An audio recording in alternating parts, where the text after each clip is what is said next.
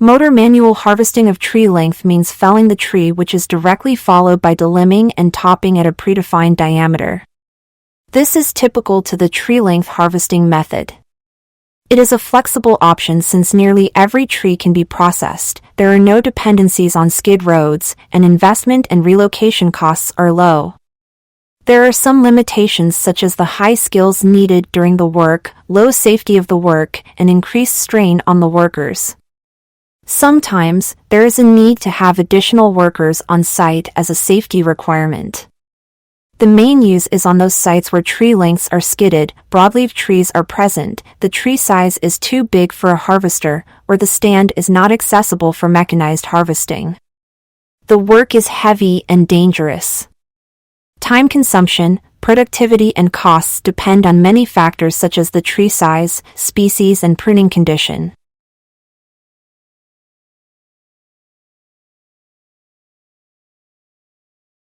The work cycle includes the elements of felling and delimbing.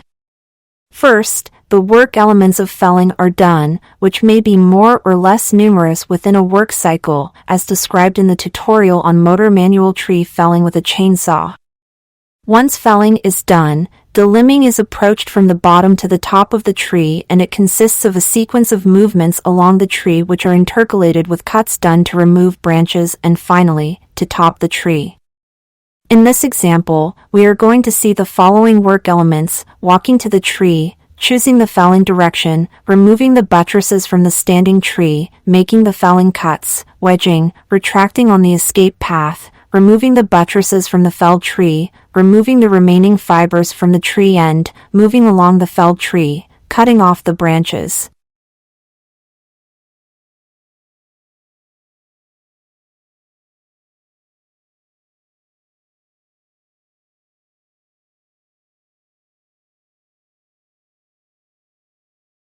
In this tutorial we are going to see an example of motor manual harvesting of tree lengths applied to mature broadleaved trees. Motor manual harvesting of tree lengths is done in the stand, typically resulting in tree lengths placed on the ground. Felling is planned and done so as to avoid damage to felled and residual trees, and to ease the following operations. In this case, avoiding damage to residual stand is relevant during felling, pre-skidding and extraction operations. Easing the following operations refers in this case to delimbing, by a good choice of direction and methods used during felling. Tree felling is done in a sequence of work elements as described in the tutorial of motor manual tree felling with a chainsaw. This means that the worker needs to move between the trees, to choose a felling direction, to make the necessary tree felling cuts, and to take care about other tasks which are dependent on local work conditions.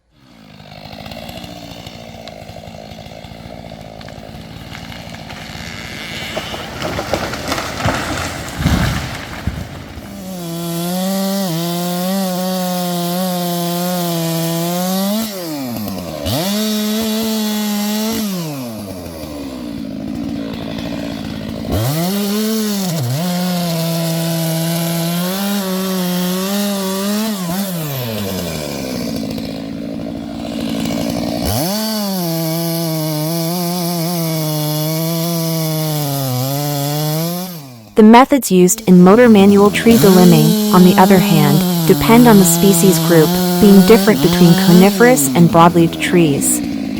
The operation supposes a series of movements along the tree which are intercalated by cuts done to detach the branches. In broadleaves, the regular arrangement of the branches, various degrees of ramification as well as the variability in branch thickness, frequently prevent the application of rule-based, schematic techniques which are specific to coniferous trees. As such, delimbing is commonly done by considering the diameter and location of individual branches. When the branches are located close to the ground, one may prefer to shorten them and progressively debranch the tree by starting from their top and ending at the place at which they are connected to the bole. This also helps remove tensions from thick, heavy branches. Shortening these branches is commonly done by taking into account the possible wood assortments which can be recovered. When the branches are very thick, long, and extend vertically, one can proceed by firstly detaching them from the bole to bring them on the ground. Once accessible on the ground, they can be further processed as mentioned before. In general, when dealing with tensions in the wood, one needs to apply the cutting rule for this situation: cut first in the compressed part, then in the stretched part. Depending on how thick a given branch is, different cutting patterns may be used, as explained in the tutorial of motor manual tree felling with a chainsaw.